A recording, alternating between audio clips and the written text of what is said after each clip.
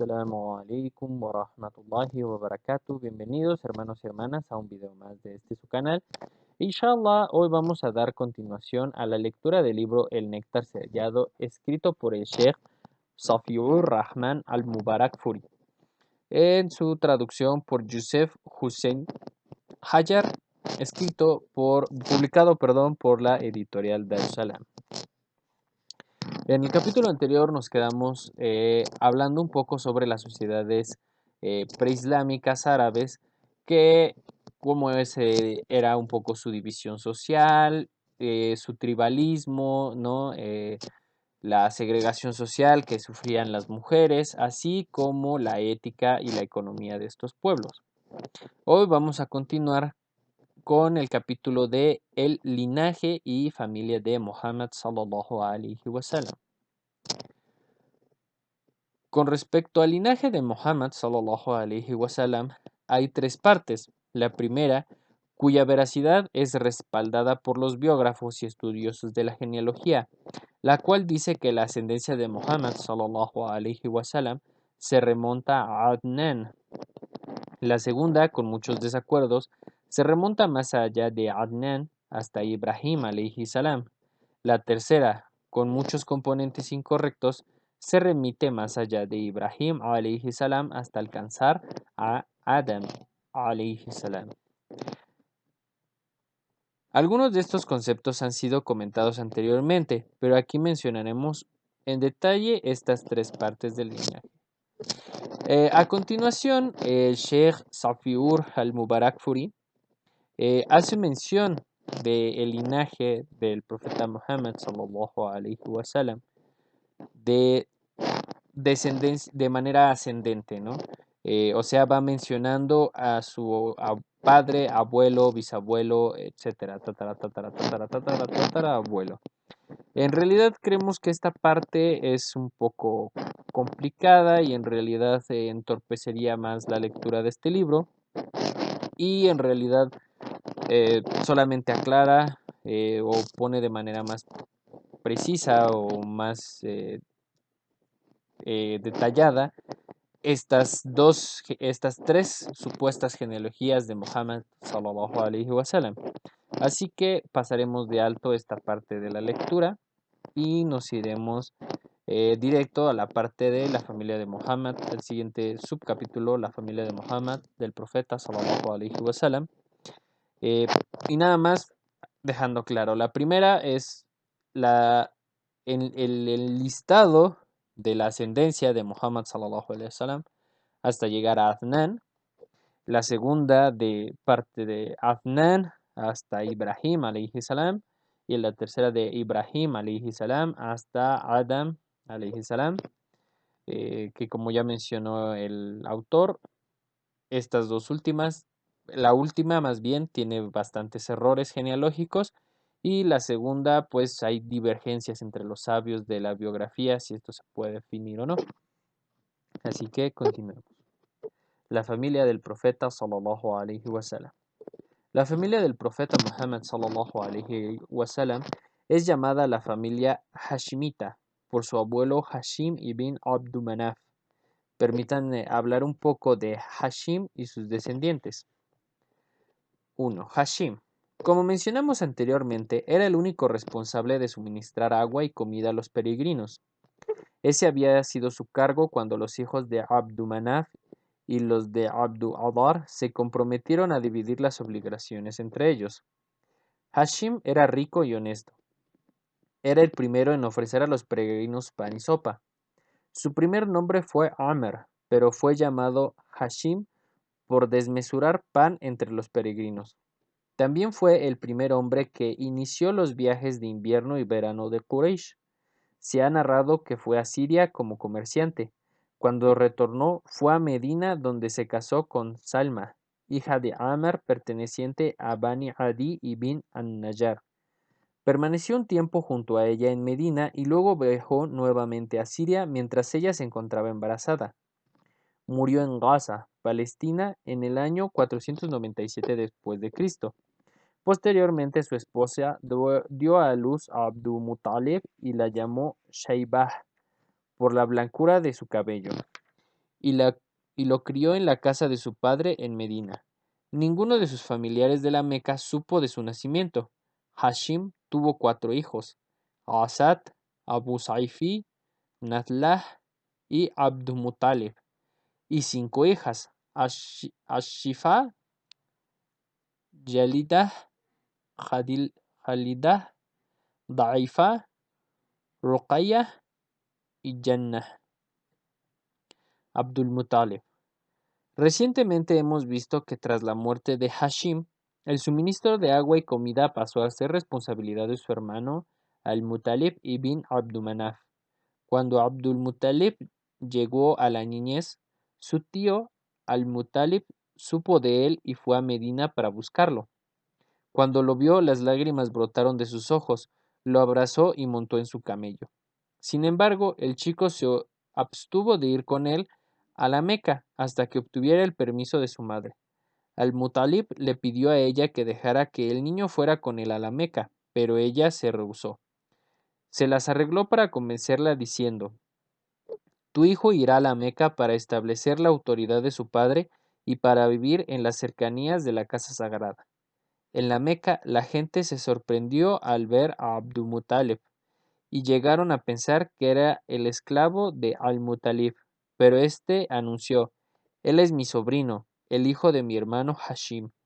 El chico fue criado en la casa de Al-Muttalib, pero después de la muerte de Al-Muttalib en Bardam, Yemen, Abdul-Muttalib asumió sus funciones y mantuvo el prestigio de su gente, sobrepasando a sus abuelos con su honorable comportamiento, ganándose así un profundo amor y un gran estima. Cuando Al-Muttalib murió, Naufal usurpó la ocupación de Abdul-Muttalib. Entonces Abdul-Muttalib pidió ayuda a los Qurayshíes, pero se abstuvieron de brindar asistencia a cualquiera de ellos.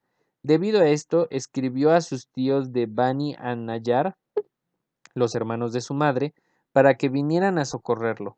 Su tío Abu Sa'ad ibn Adi, hermano de su madre, marchó hacia la Meca liderando un grupo de 80 jinetes acampando en Abad, en la Meca.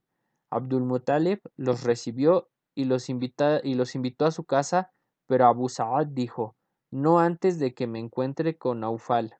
Cuando encontró a Naufal sentado junto a unos ancianos de Quraysh en la sombra de la Kaaba, Abu Sa'ad desenfundó su espada y sentenció: juro por Allah que si no le devuelves a mi sobrino lo que le sacaste, te mataré con esta espada. Naufal, que fue forzado a abandonar lo que usurpó, y los notables de Quraysh fueron testigos de sus palabras.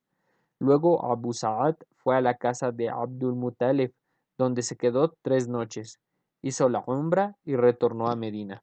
Más tarde, Naufal se alió a Bani Abdu Shams y bin Abdumanaf contra Bani Hashim. Cuando la tribu de Huyá vio a Banu an-Najjar asistiendo a Abdul-Muttalib, dijeron: es nuestro hijo como lo es de ustedes. Tenemos más motivos para ayudarlo que ustedes. La madre de Abdumanaf era una de ellos. Fueron a casa de An-Nadwa y se aliaron con Banu Hashim en contra de Bani Abdushams y Naufal.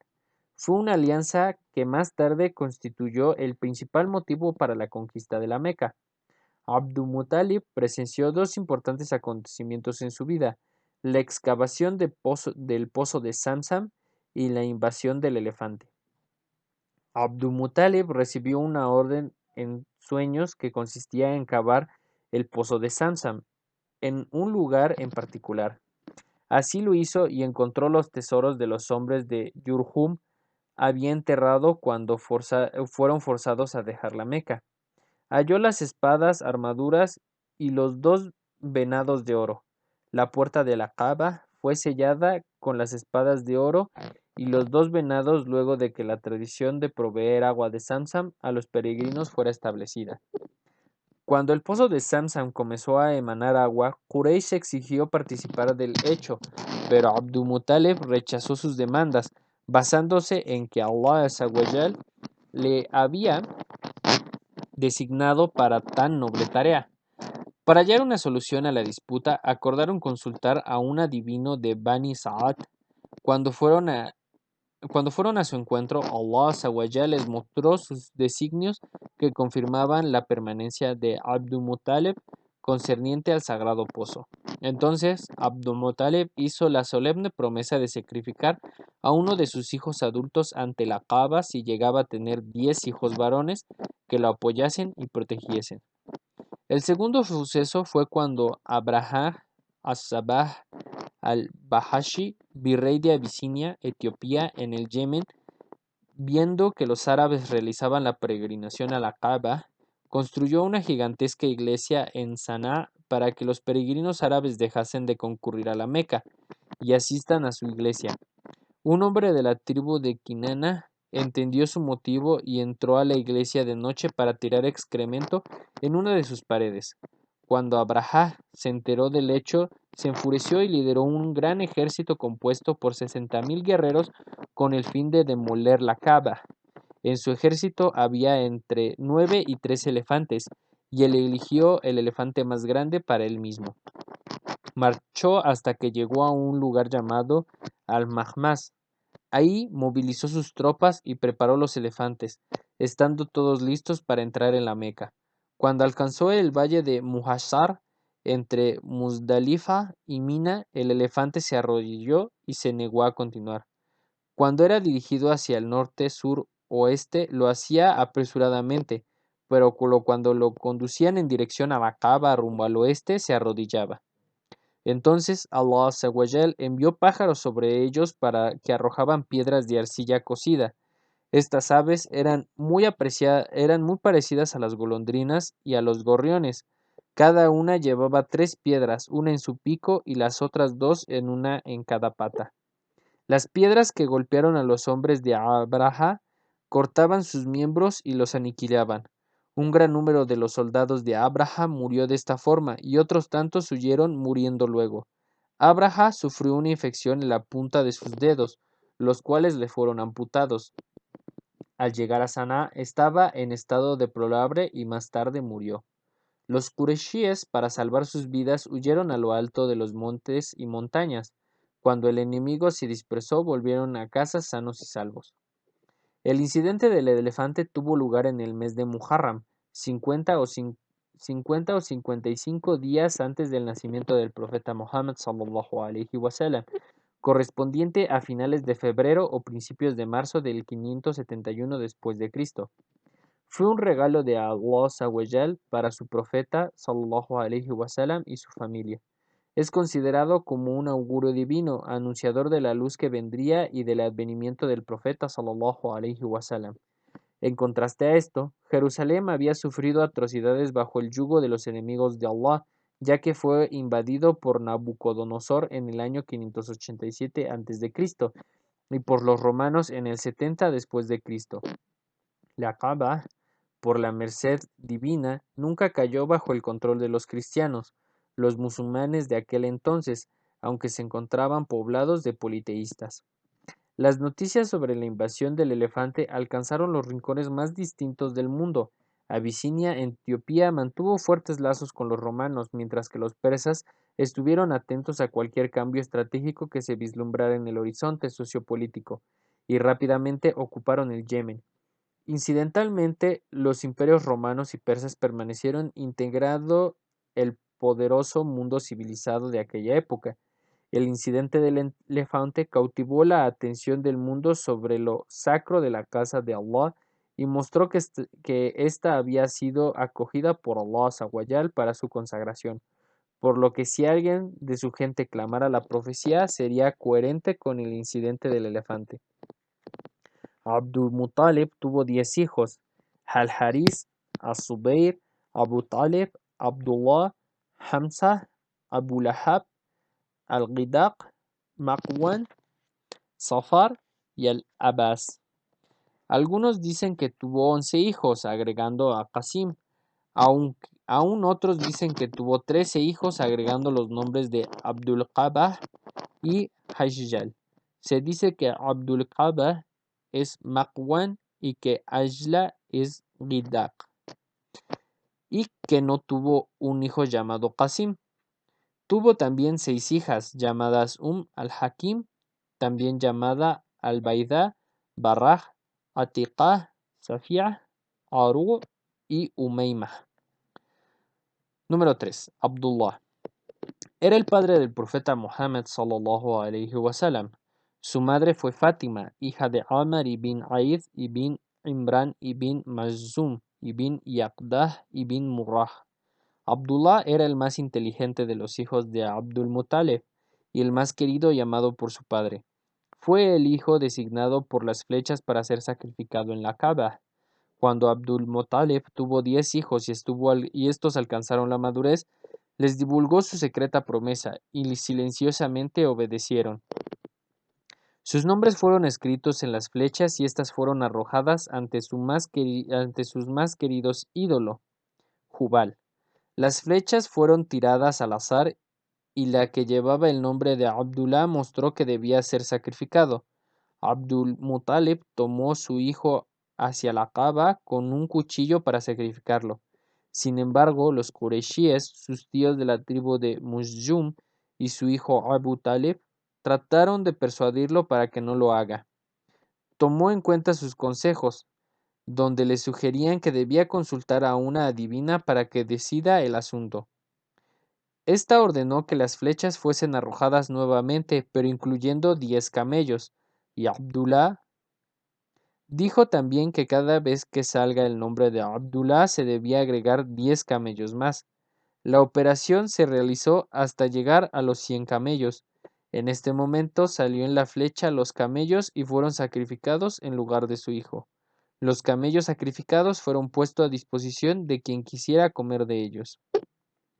Este incidente produjo un cambio en la suma de indemnizaciones por muertes en Arabia. Hasta ese momento eran 10 los camellos ofrecidos, pero a partir de este suceso se incrementó el número a 100 camellos. El Islam más tarde aprobaría este número. Se reportó que el profeta sallallahu alaihi wasallam dijo: "Soy el descendiente de los dos que iban a ser sacrificados", haciendo referencia a Ismail alaihi salam y a su padre Abdullah. Abdul Muttalib eligió a Amina, hija de Wahab ibn Abdumanaf ibn Zahrah ibn Kilab, como esposa para su hijo Abdullah. También ella, a la luz de su linaje, se ubicaba con eminencia en cuanto a nobleza y descendencia. Su padre era el jefe de Bani Zahrah, los cuales poseían gran honorabilidad. Se casaron en la Meca y más tarde Abdullah fue enviado por su padre a comprar dátiles a Medina, donde murió. En otra versión se narra que Abdullah fue a Siria a comerciar y de regreso murió en Medina. Fue enterrado en la casa de An-Nabigha al-Jadia. Tenía 25 años cuando falleció. La mayoría de los historiadores relatan que murió 2 meses antes de que naciera su hijo Muhammad sallallahu alaihi wasallam. Otros aseguran que murió 2 meses después del nacimiento del profeta sallallahu alaihi wasallam. Cuando Amina se enteró de la muerte de su marido, efectuó en su memoria la más tierna y conmovedora lamentación. Abdullah dejó pocos bienes, 5 camellos, unas pocas cabras y una sirvienta llamada Baraka, Ayman, que más tarde amamantó al profeta sallallahu alaihi wasallam. Hasta aquí quedamos con este capítulo, hermanos y hermanas, inshallah, mostrándonos el bello y sagrado linaje y la gran estima ética y moral que tenía la familia del profeta Muhammad sallallahu alaihi wasallam. Les agradecemos su atención y que Allah bendiga nuestro esfuerzo por aprender de su religión y su profeta. Assalamu alaikum wa rahmatullahi wa barakatuh.